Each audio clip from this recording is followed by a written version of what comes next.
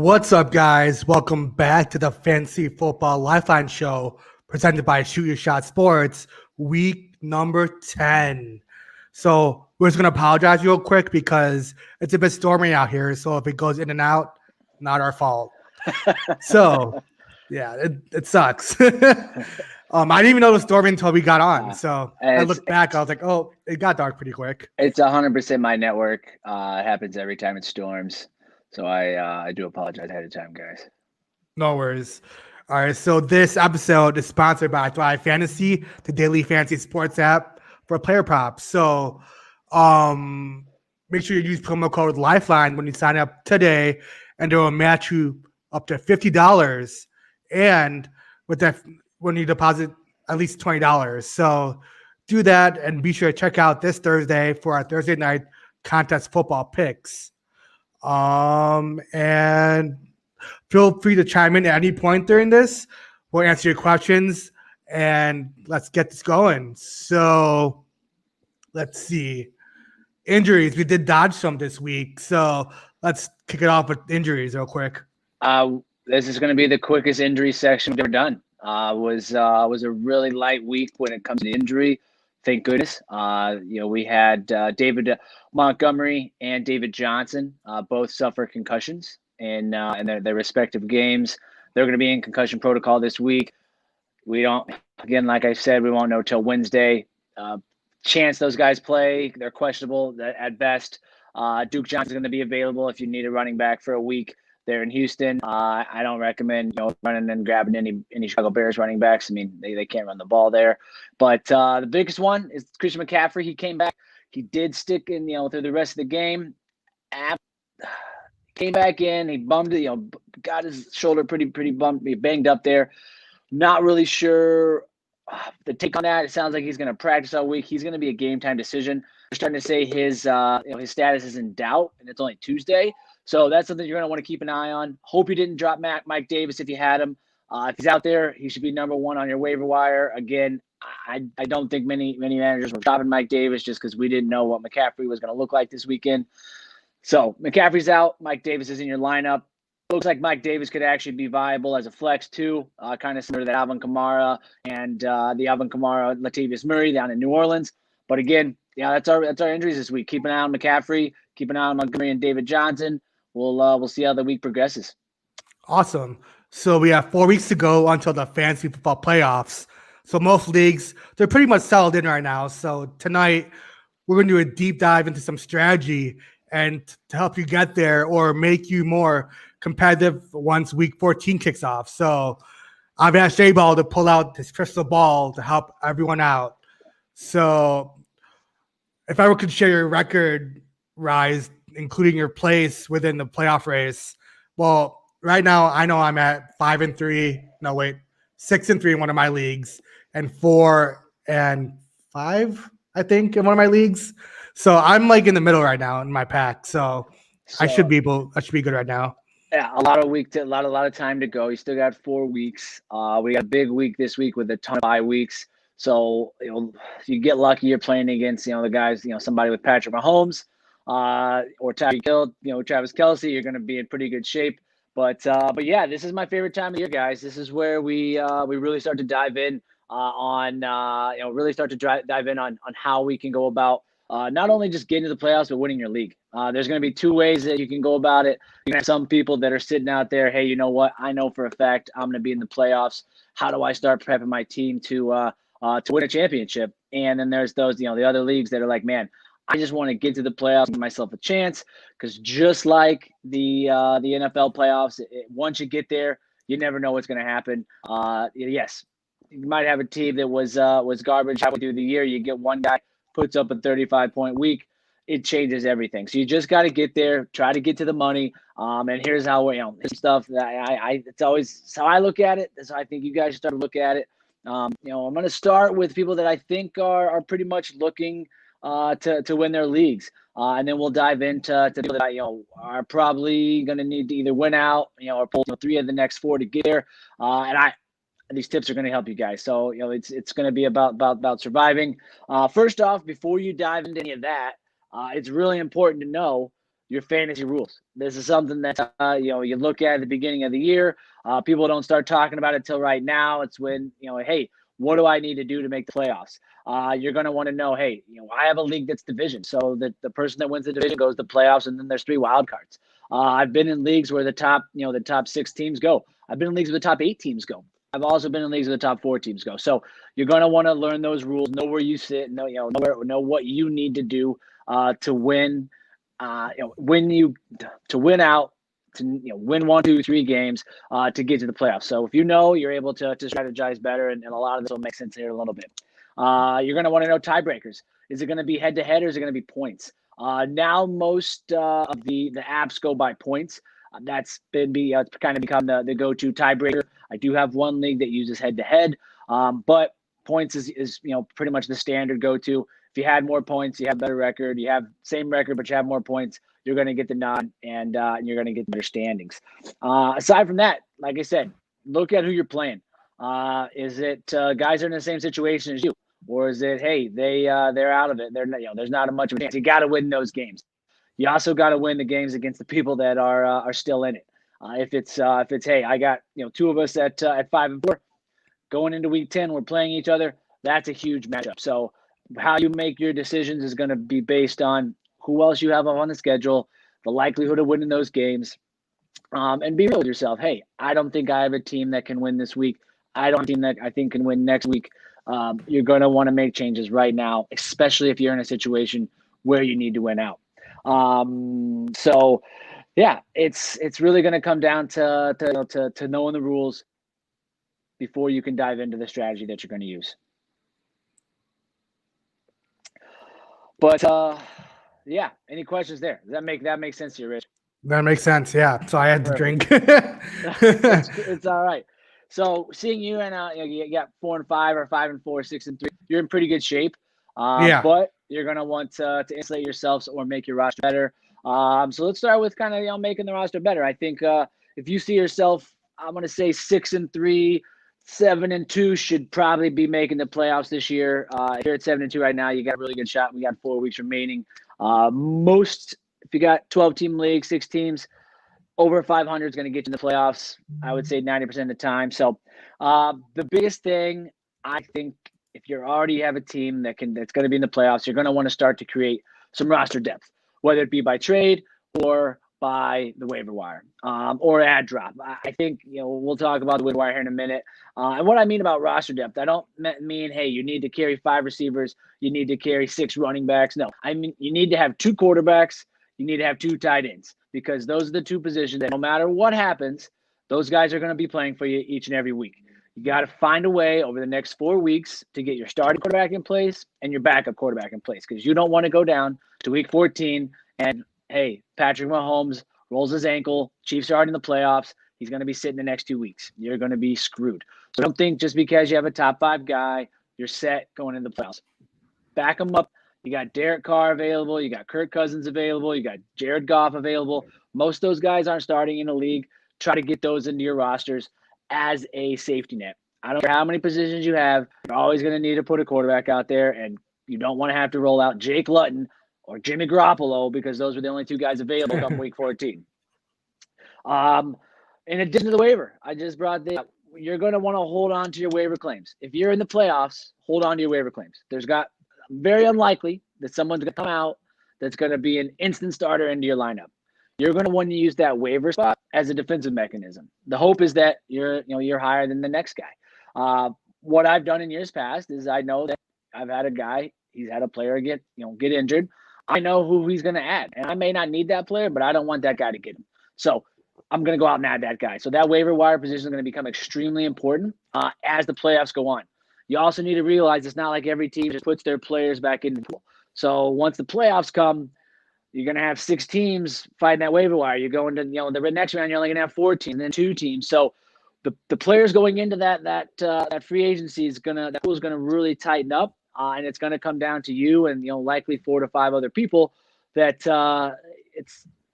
positioning is going to be nice to have. So that's the biggest recommendation I can make from the waiver wire standpoint. Unless you see somebody out there that you got to have. Somebody drops George Kittle. There's a potential George Kittle makes it back by the fantasy championship. I would take a chance on a waiver claim for George Kittle to put him in my lineup for the championship. That's about it. So barring something crazy like that happening, I'm not wasting a waiver claim unless I absolutely have to. Like I said, 2 tight ends, 2 quarterbacks. Then you need to dive into your roster, guys. You need to look at the viable starters you have. Do you have enough running backs? I would say 3 running backs, 3 receivers. If you're running a two running back, 2 receiver tight end in a flex league, you only need 3 running backs. You only need 3 receivers. Yes, you're going to have some guys that, hey, you could plug in if an injury happens. But at this point, you don't need 4 starting running backs on your roster. Find a way to move that starting running back or 2 of your starting running backs to improve the players you have in those positions. Again, injuries happen, guys. Trade deadline comes up week 12 usually. You're going to have another week or so to look at this. That's why I wanted to get out ahead of this for week 10. Again, a lot of this is going to be the moves you start to look at over week 10, 11, 12. Not necessarily something you're going to jump off here and go do, but start looking at your roster. If you know you have a lineup that's going to go in there 14, 15, 16, feeling good about, you still have 2 guys that would start on any other team, you're going to want to start trying to move those guys around or packaging them up and making your roster better. So that's something you're going to want to look at. It's cuffing season, guys. If you have a top 5 running back, you got to do your best to get that cuff. And you're going to overpay for somebody like Alexander Madison, somebody like Tony Pollard, because those guys are going to step in and they're going to get the exact same amount of reps as someone like Dalvin Cook and Ezekiel Elliott. Now, are those guys to the same level of those? No, they're not. You're not going to get that. The replacement is absurd, but it's better than having to go to the waiver wire and play somebody like Gallman in there and hope that he gets 7 points. So if you have to overpay to get a cuff on your top guy, if you're riding Dalvin Cook to the championship, you're going to want Alexander Madison, and you're going to want to overpay for Alexander Madison for the peace of mind. Don't trade a starter, but you can help somebody out. There's a lot of options out there on the waiver wire. Replace somebody. Again, Alexander Madison, I'm going after him if I have Dalvin Cook. That's probably the biggest one. Derrick Henry doesn't really have a cuff right now. Again, the guy's only been injured 1 time the last 3 years, and it was, of course, week 15 of last year. So he hurt a lot of people in their strive for fantasy championship. So guys like that, you'll know who cuff is. If you've got the guy playing all year, you're going to know the guy you're going to need to go after. Top 5 kickers. There's a lot of top 5 kickers available right now. People drop their kickers because of bye weeks and then forget to go back and look at what kickers are still available. Now's the time to go back in there and look, what kickers are available? There's some really solid options. Randy Bullock. He's like number 2. Yeah, Randy, love him. Number 3 in points. He was dropped last week across the board. The Cincinnati Bengals have a real offense. That's a real offense that's going to drive the ball. They play in a division with pretty decent defenses. They're going to get in the field goal range quite a bit. I don't love that they're kicking in, the Northeast in December, but he's not missed a lot. He's been consistent. That's a really well-coached squad. I like somebody like Randy Bullock, Jason Sanders down in Miami. Those guys are playing on teams that are going to put points on the board. They're not playing from behind.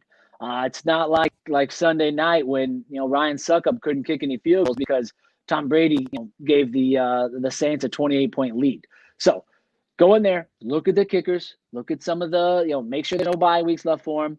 Take advantage of this time to put a kicker into your roster. You feel great about going into the playoffs. If you can, find a kicker that's kicking in a dome in week 15 or 16. Detroit, Atlanta, the Southeast Saints, the Bucks, most of those, the Texas teams all kicking a dome, the Colts kicking a dome.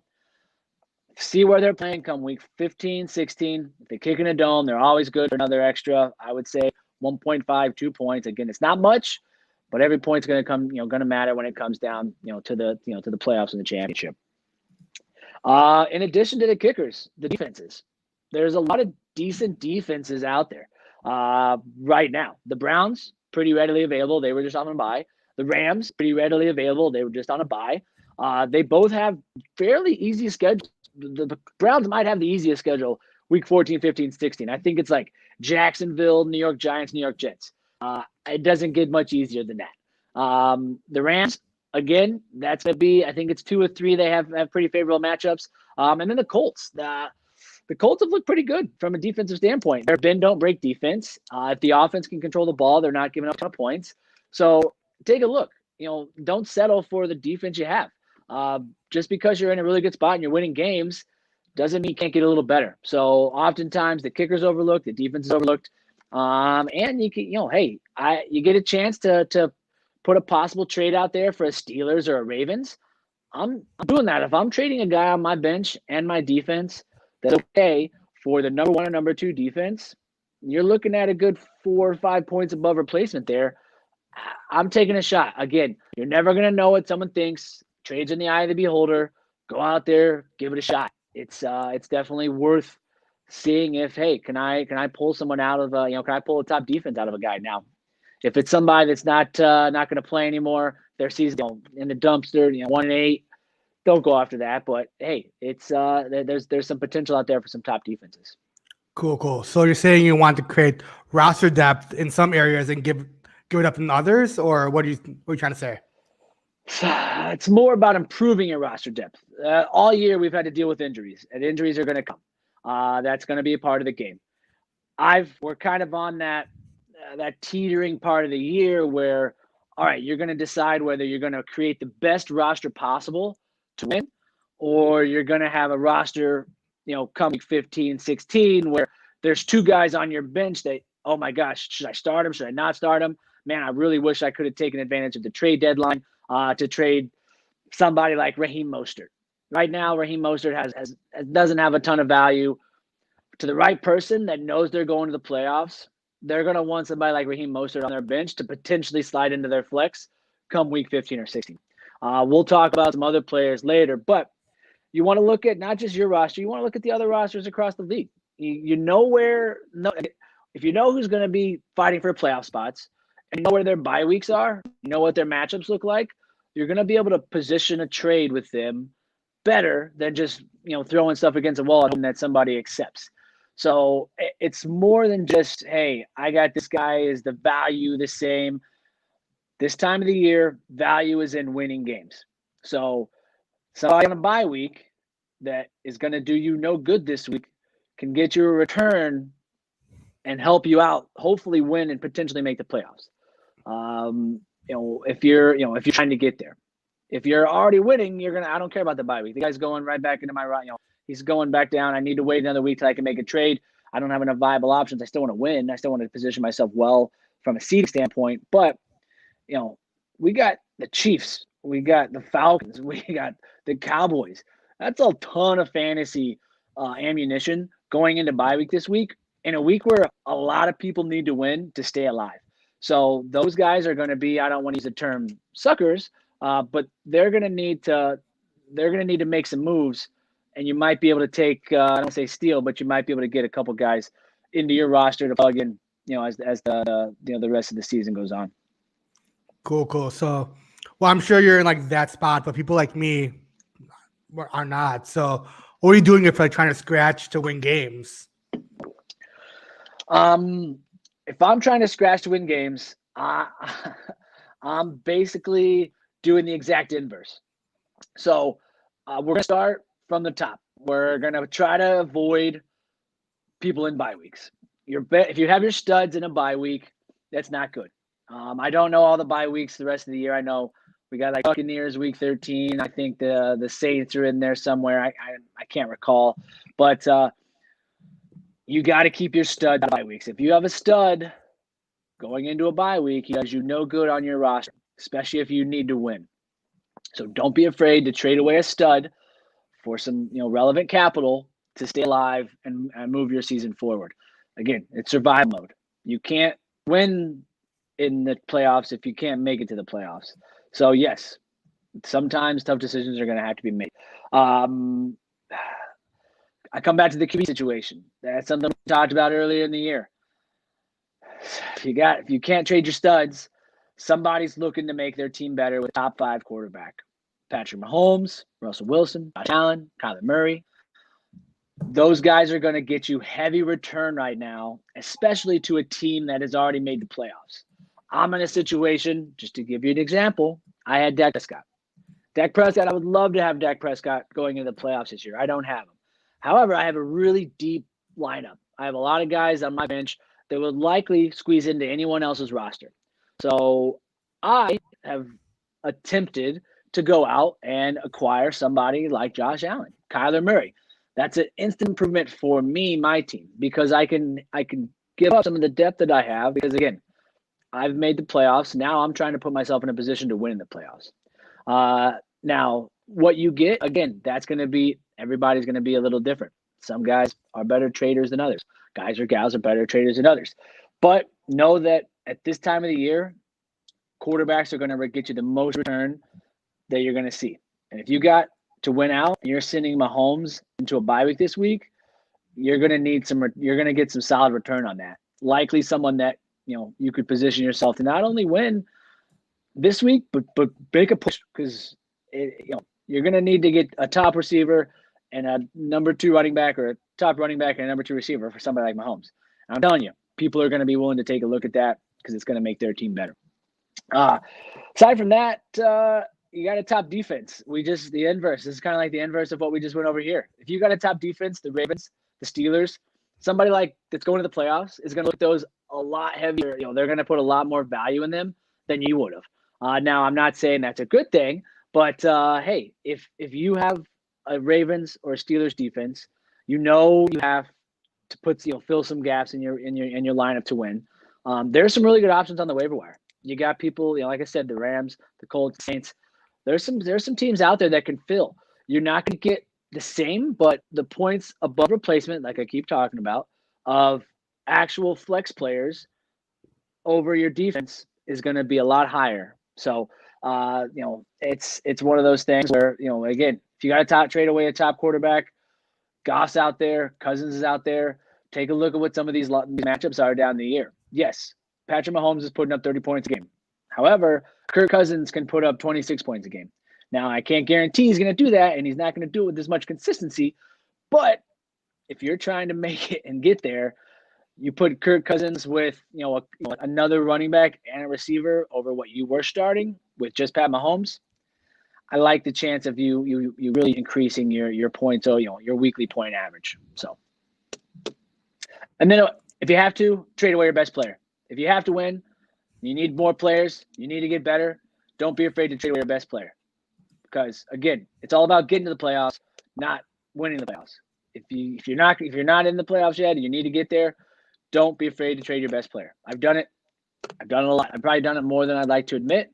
But I've made people trade me their best player, and I've also traded my best player to stay alive. So it's just because you think it won't, you think it's not going to happen. Again, use some reasoning, do some research on who they have left. Don't just send a trade request. Put a little note in there. Hey, I noticed you got some bye weeks coming up. I know you got to win out. Here's my best player. I need this and this back. And see what happens. Interesting. So Russ Paul has a question. So if I have to win to make the playoffs and have Zeke going into a bye week this week, are you going to trade him? Yeah, I'm going to trade Zeke. I'm going to trade Zeke for a couple of reasons. One, we're going to talk about him here in a minute.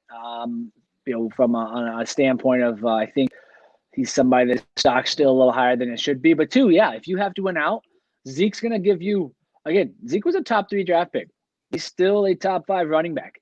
He's going to get you a really solid return this week, especially after Garrett Gilbert went out there and proved that, hey, maybe he can, help this offense push down the field. Zeke's going into a bye week. He's going to rest that hammy. He's going to come back out pretty fresh. I think the Cowboys could be a better offense coming out after the bye. I'm not, so sure the defense is going to get any better, but I think the offense could be better. I think we're looking at some more relevancy. So I'm 100%. If you have to win out and you're hoping that a Zeke on a bye is going to help you win out this week, it's not going to happen. You're going to be looking to trade Zeke, put him on the trading block, and see what comes back. And that's hard for me to say because he's my favorite player. Awesome. Well, not awesome, but yeah, I mean. I got you. Yeah, I got you. Yeah. So now that we have some strategy around these last 4 weeks, who do you want on your rosters going down the stretch? So the biggest take I have here is my hottest take. I'm trying to get as many Baltimore Ravens on my roster as I possibly can. The Baltimore Ravens have been through an absolute buzzsaw of defenses. Steelers, Chiefs, Colts, their second half, or what we'll call the second half, or the rest of the season here, is about to open wide up. And for buying, I'm buying because everyone wants the Dalvin Cooks, Devontae Adams of the world.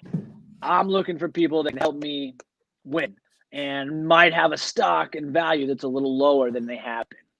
So, Ravens offense. Lamar Jackson, J.K. Dobbins, Hollywood Brown, Mark Andrews, that defense.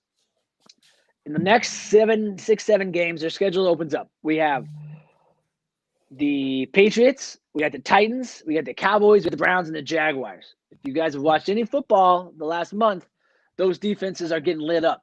Patriots got lit up by Joe Flacco last night. Titans gave up 17 points to the Chicago Bears. Again, Titans might be the better defense, but Cowboys, poorest defense, Browns, poorest defense, and the Jags. The Jags play from behind every game, and we saw what the Texans just did during this last weekend. So if I'm you, Lamar Jackson's value has never been lower. Mark Andrews' value has never been lower. J.K. Dobbins had a good week. He had an off week. Again, we still haven't heard about any return from Mark Andrews. I'm going after as many Baltimore Ravens players as I possibly can because I think the Ravens players are going to win me a fantasy championship. After that, we got Aaron Jones. Aaron Jones on this awesome Packers offense. He's been battling some injuries. I think he put up 11 points this last week. You got a lot of COVID cases there in Green Bay. Got Aaron Rodgers getting a lot of the touchdowns through the air. Devontae Adams, of course, you want him. He's become one of the best players in fantasy this year. Aaron Jones has not been great as of late. And depending on who you're looking at, his value could be lower. If it's somebody that's getting frustrated, you got to understand. You have Aaron Jones on your team. You wasted a high draft pick on him. 5 weeks out of the year, he's been extremely frustrating. Someone offers you somebody that's different, that's new, that's fresh. Aaron Jones' value is low right now. I'm saying buy low if you can. It's going to cost you a little bit, but I don't think his value is going to be quite as high after another couple weeks when he really gets back into the groove and that offense starts turning on all cylinders. Another one, Michael Thomas, another huge frustrating guy that I've been able to acquire because the guy just couldn't wait around any longer for him back from injury. He got pretty minimal week this. I think he saw 7 targets. I think he had 67 yards. He put an okay game together. The Saints absolutely blew out the Buccaneers. They did not have to use Michael Thomas at all. He is someone, again, people are going to look at him and be like, man, I waited all year for that. So take advantage of that. Try to find someone that might be willing to give up a Michael Thomas, insert him into your lineup, and win a championship. DJ Chark, Jake Luck can throw the football. Finally has a quarterback that can throw the deep ball. Minshew doesn't look like he's coming back. DJ Chark is finally healthy. He went off for 146 in the touchdown. That's the kind of play we were used to seeing last year. The Jaguars are playing from behind every game. DJ Chark's going to get targets. He's somebody that I'm going after while his value is still pretty low using a backup quarterback. Your hope is that, hey, somebody doesn't feel the same way, but he's somebody I think could really carry you down the stretch as a wide receiver too. And the last but not least, Nick Chubb. Looks like Nick Chubb's going to be back this week. However, I expect Nick Chubb to be on a snap count. If he's on a snap count, we're going to look, 10 to 12 carries, possibly 15. He's not going to, again, you never know him. He could break away. But I expect a pretty modest week out of Chubb this week. 10 to 12 carries, 80 yards, potentially a touchdown. That's going to upset some people. That's going to I waited around all year for Nick Chubb to come back, and this is the Nick Chubb I get. He will be back. That offense has not been the same since he was in it. Kareem Hunt has not been the same since Nick Chubb was in that offense. Kareem Hunt had better stats when Nick Chubb was running the ball next to him. So take advantage of that owner that's had to sit there with Nick Chubb all year. He's going to get frustrated again this weekend. Offer him something, see if he takes it. So that's the guys again, if I'm able to put some of those guys on my roster towards the back end of the year, I'm doing it. And right now, they haven't done enough to put their value where it probably should be. But I'm, again, looking at my crystal ball for you guys, I think these guys are going to be studs down the stretch. There's going to be some growing pains over the next couple of weeks while they get their bearings back. Try to capitalize on that. Awesome. So that was the buy portion. Who you trying to remove off your roster now? Who you selling? So, probably an unexpected one, but after I've done a little bit of some digging here, Johnny Smith, he's been pretty touchdown dependent, and he's getting targets, but the yards aren't following. And I think with his touchdown last week, I really honestly think you could sell him to a top 5 team for a pretty valuable wide receiver too. And what they're not going to realize is that there's some really good options that you could be some really good options that could be had on the waiver wire that are doing the exact same thing. They're getting the targets, they're getting the yards, but they're extremely touchdown dependent. It's what we're seeing a lot out of the tight end position this season. Aside from your Travis Kelce, and then a couple weeks we had George Kittle, it's been yards, touchdown dependency.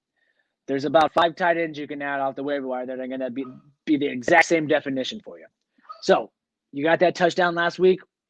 People can think Johnny Smith's moving in the right direction, but again, he's somebody I'm likely trying to move because again, I don't think he's bad. If he's on my roster, I'm starting him. I just think his value is a little higher than it actually is right now. I think the return you get for somebody like Johnny Smith on teams that are going to be in the playoffs, wanting to put that tight end, wanting to really improve that tight end position, I think he's somebody you could get some value for. Another guy we've seen, started really strong, Josh Jacobs. We thought he was going to be the next world beater there in Las Vegas. I'm not saying that Josh Jacobs is bad. He's not. My fear with Josh Jacobs is Devontae Booker. Devontae Booker looked better. He just looked better on Sunday. He had breakaway speed, broke a couple tackles. My fear is down the stretch, that's going to become a timeshare. I can't guarantee who's going to be getting the touchdowns. I can't guarantee who's going to be getting the yards. It's going to be split, and each of them's going to have a decent week. So Josh Jacobs, again, Devontae Booker had 1 good week. So 2 good weeks is troubling. 3 good weeks is a pattern. Try to move Jacobs before the Booker thing becomes a pattern. Again, if I have Jacobs, I'm starting him. I'm not saying he's not a great player, but his value is a little higher than I think it should be. And looking into the crystal ball, I think his value is going to decline as the year goes on. Another guy in the exact same spot, Todd Gurley. If you watched any of Todd Gurley's games, the dude looks slow, but he still keeps getting touches. He keeps getting touchdowns. When the game's on, when the game either doesn't matter, it's on the line. I mean, hell, he's the one that cost them the game against the Lions. If you can move Todd Gurley, move Todd Gurley. Again, people are going to not dive into the game. You're going to hope they didn't watch it. They're going to look at his stat line. They're going to see, 12, 14, 18, 16, 12, 14, 18, 16.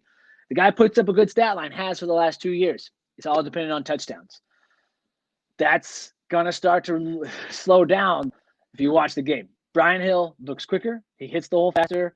He looks like a better running back. And so with Todd Gurley going down the stretch later on in his career, I don't know, Atlanta, like they could start to do a little rebuild there.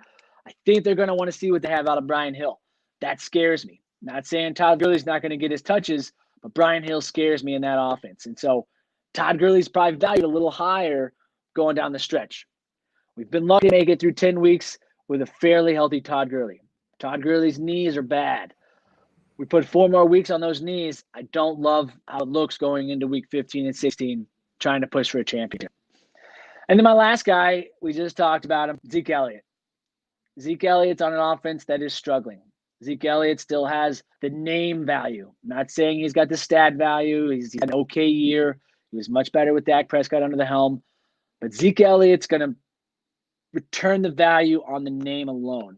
Personally, Zeke Elliott's offer to me, I'm going to think about it because there's not a lot of guys you can acquire right now that can win you a fantasy championship. Zeke Elliott's a guy that can win you a fantasy championship.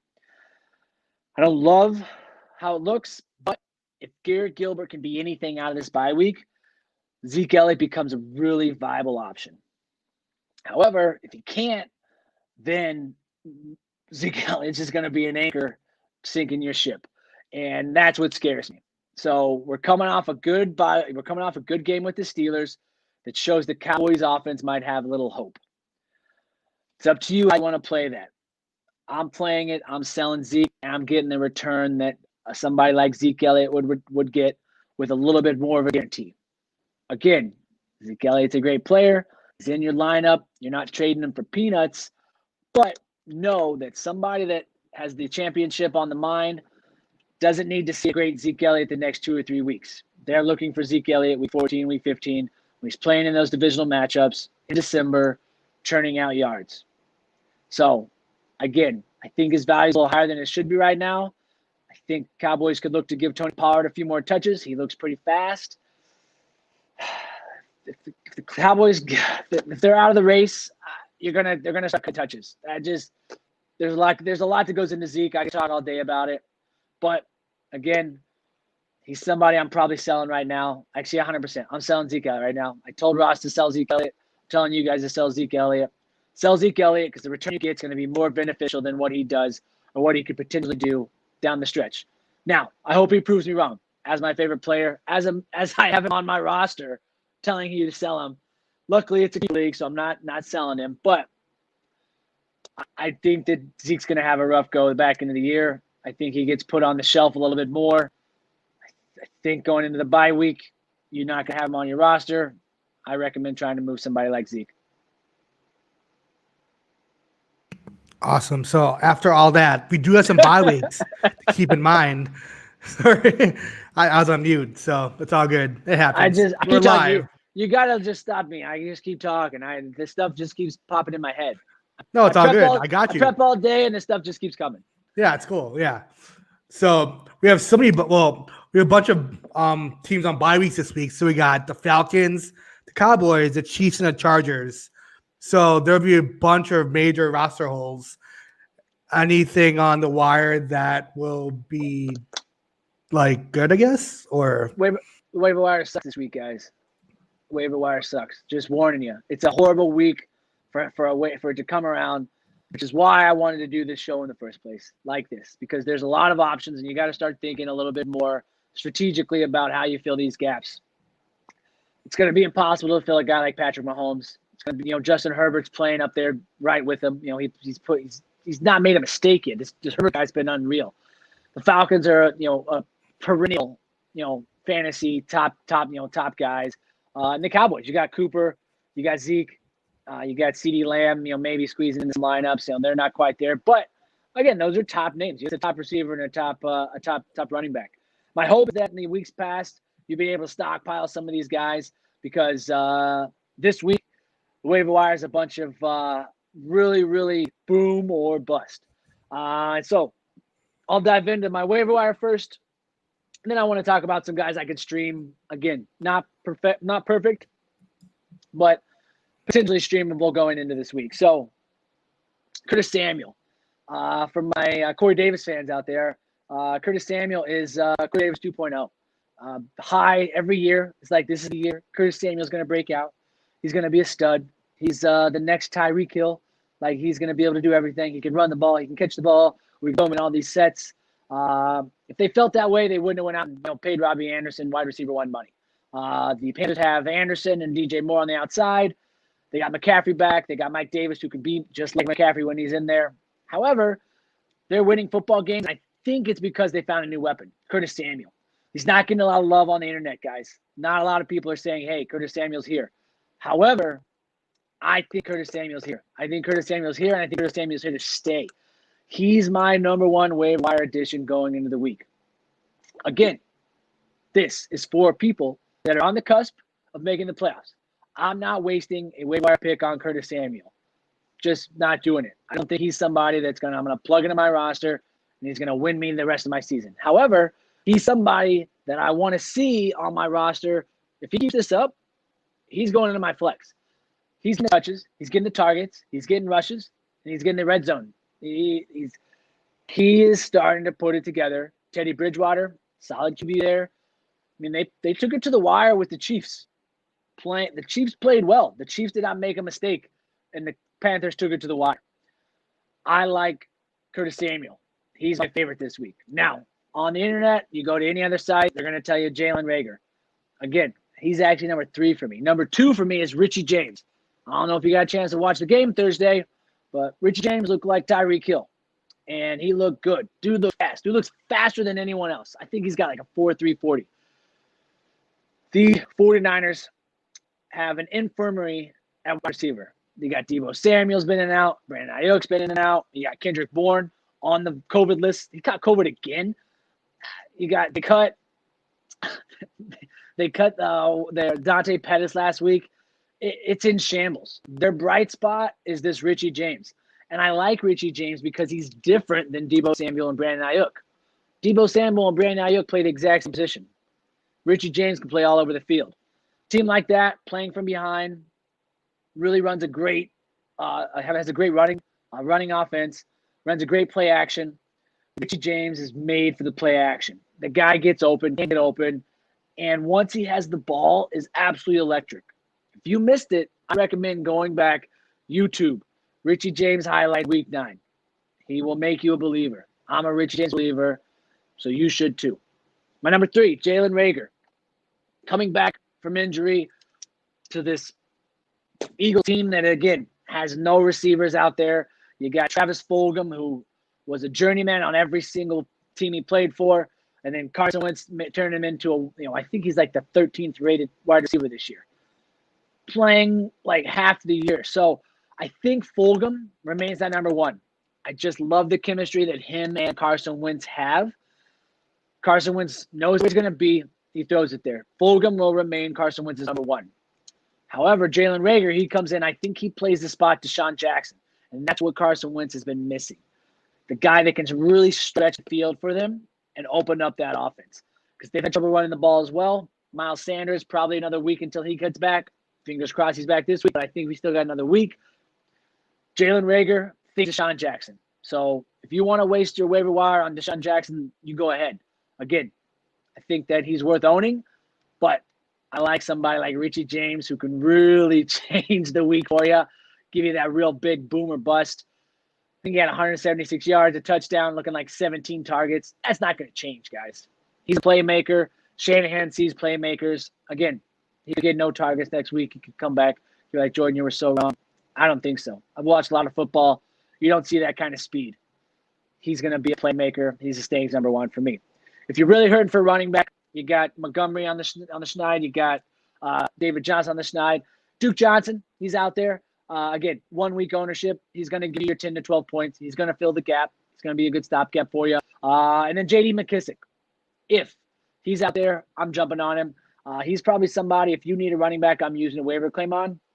I don't love that he's going to have to share the offense with Antonio Gibson. You got Alex Smith coming in there, a little bit better of a passer. I like McKissick. Still don't think he's worth a waiver claim, but if you need him, go out there and grab him. So hey, it's a light waiver wire week from our flex position players. If you need to stream a quarterback, you got Patrick Mahomes, got Herbert. You start Matt Ryan. He's kind of on that fringe. I like a couple matchups. You got Tua. Tua looked pretty good last week. Actually, I say really good. That game was a lot of fun to watch. I can't wait to see Tua versus Kyler for the next 10 years. That got me excited. I think he can fill in. They looked comfortable with him. They have a really good game plan and action for him. He's somebody potentially, he could be a backup to Patrick Mahomes as well. So he's worth adding. Jared Goff, he's been added and dropped all year long. You know what you're getting with Goff. You're getting 250 yards. You're getting at least 1 touchdown, at least 1 interception. Some weeks he throws 2 touchdowns. You never know. And then Baker Mayfield. He's going against the Texans. Last time we saw Baker Mayfield, he was battling it out with Joe Burrow. We never know what Baker Mayfield we're going to get. With Nick Chubb back, Odell Beckham out, I think they lean on the run quite a bit. The good thing about Baker Mayfield is he plays better when the run is better. He's a play-action quarterback. The Browns run the ball well. Baker Mayfield plays well. So, again, he's somebody. They're playing the Texans. Got to be a lot of points in that game. Baker Mayfield could be a good streamer there, for a QB option. And then we talked about defenses, guys. You got Saints just stymied the Bucks. They're available in most leagues.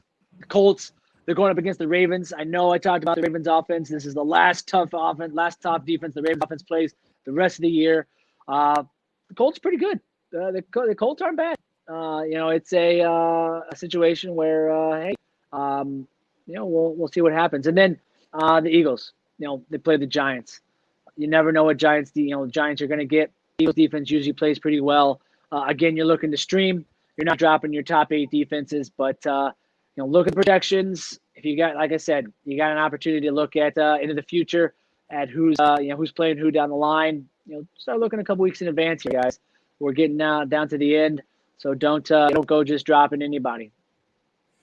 Awesome. So if you guys don't know, we actually have a Twitter. Our Twitter handle is at Facebook_Lifeline. It's down below. So J-Ball will be monitoring this week. Please shoot any questions you have starting at Sunday, 10:30 a.m. 10:30, yeah. 9:30 is a little too early, but 10:30 a.m. Make sure you check it out. We'll be live tweeting, start sig recommendations. So do that. And we also do like a whole red zone type of thing where we update you guys throughout the whole day with touchdowns and all that. So be sure to follow us. If you're not watching the games, if you're stuck in Sunday service, stuck at a 1-year-old's birthday, can't have your phone clearly watching a game, don't have red zone on your phone, Twitter's great. It keeps you updated and really nice real time. Richie does an awesome job there. I will say, coming into the next few weeks, guys, don't hesitate. We post this on Facebook. We post this on YouTube. We got to trade, touch the comments, DM me. You know how to get a hold of me. It's the 21st century. I'm willing to help, willing to facilitate any trade. You got, waiver wire questions. I got, a handful of people that call me. We can work together to help get you the promised land, guys. It's, hey, one call away, one tweet away, one text away. Don't hesitate. Awesome. We'll see you guys next week, but stay tuned this Thursday for our contest picks for Thrive Fantasy. So do that and then we'll see you guys next week. See you, Rich. See you.